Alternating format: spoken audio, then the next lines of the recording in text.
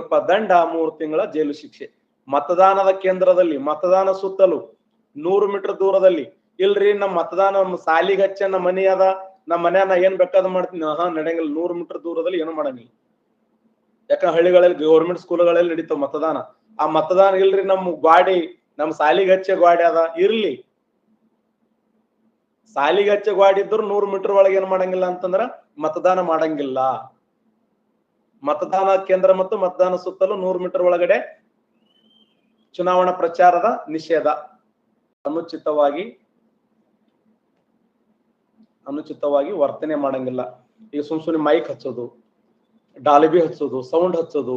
ಈಗ ಒಳಗೆ ಎಲೆಕ್ಷನ್ ನಡೆದಿರ್ತಾವ, ಅಲ್ಲಿ ಪ್ರಿಸೈಡರ್ ಆಫೀಸರ್ ಬಂದಿರ್ತಾನೆ, ಆಮೇಲೆ ರಿಟರ್ನಿಂಗ್ ಆಫೀಸರ್ ಬಂದಿರ್ತಾರ, ಪೋಲಿಂಗ್ ಆಫೀಸರ್ ಬಂದಿರ್ತಾರ, ಆಮೇಲೆ ಅಲ್ಲಿ ಗುಮಾಸ್ತರು ಬಂದಿರ್ತಾರ, ಪೊಲೀಸರು ಬಂದಿರ್ತಾರ, ಎಲ್ಲರೂ ಬಂದಿರ್ತಾರ.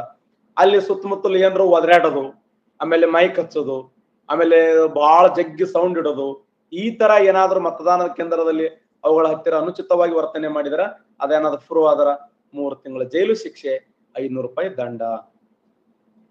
3 ತಿಂಗಳ ಜೈಲು ಶಿಕ್ಷೆ, 500 ರೂಪಾಯಿ ದಂಡ. ಇದು ಎಲ್ಲಿ? ಮತದಾನದ ಹೊರಗ. ಇನ್ನು ಮತದಾನದ ಒಳಗ ಏನಾದ್ರೂ ಮಾಡಿದ್ರ, ಮತದಾನದ ಕೇಂದ್ರದ ಒಳಗ ಏನಾದ್ರೂ ಮಾಡಿದ್ರೆ ಅಲ್ಲೇ ಪೊಲೀಸರು ಇರ್ತಾರೆ. ಪೊಲೀಸರು ಏನ್ ಮಾಡಲಾಗುವುದಂದ್ರ ಜಜ್ಜಲಾಗುವುದು. ಜಜ್ಜಿ 3 ತಿಂಗಳ ಜೈಲು ಶಿಕ್ಷೆ, 500 ರೂಪಾಯಿ ದಂಡ. ಅಲ್ಲಿ ಆರ್ಡರ್ ಮಾಡಿಬಿಡ್ತಾರೆ. ಯಾರು? ಪ್ರಿಸೈಡಿಂಗ್ ಆಫೀಸರ್ ಇರ್ತಾರೆ, ಪೋಲಿಂಗ್ ಆಫೀಸರ್ ಇರ್ತಾರೆ, ಆಮೇಲೆ ರಿಟರ್ನಿಂಗ್ ಆಫೀಸರ್ ಇರ್ತಾರೆ, ಪೊಲೀಸರು ಇರ್ತಾರೆ. ಅಲ್ಲಿ ಏನಾದ್ರೂ ಮತದಾನದ ಒಳಗಡೆ ಹೋಗಿ ನಾವು ಡೆಬ್ಬಿ ಸೌಂಡ್ ಮಾಡೋದು, ಕುಂದ್ರು ಮಂದಿನೇ ಇರಲ್ಲ ಕೆಲವರು. ಒಳಗಡೆ ಹೋಗಿ ಅಲ್ಲಿ EVM ಇರ್ತದ, ಆ EVM ಇದು ಮಾಡಿದಂಗ್ ಮಾಡೋದು, ನೋಡಿ ಇಲ್ಲಿ ಹೆಂಗ್ ಓಟ್ ಹಾಕ್ಲಕತ್ತೀನಿ ಅನ್ನೋದು. ಆಮೇಲೆ ಪ್ರಿಸೈಡರ್ ಆಫೀಸರ್ ಫೋನ್ ಪೆನ್ ಕಸ್ಕೊಳ್ಳೋದು, ಚೀಟಿ ಕಸ್ಕೊಳ್ಳೋದು, ಈ ತರ ಏನಾದ್ರೂ ಮಾಡಿದ್ರ ಮತದಾನದ ಒಳಗ ದಾಂಧಲಿ ಮಾಡಿದ್ರು 3 ತಿಂಗಳ ಜೈಲು ಶಿಕ್ಷೆ, ಮತದಾನದ ಒಳಗ ದಾಂಧಲಿ ಮಾಡಿದ್ರು 3 ತಿಂಗಳ ಜೈಲು ಶಿಕ್ಷೆ.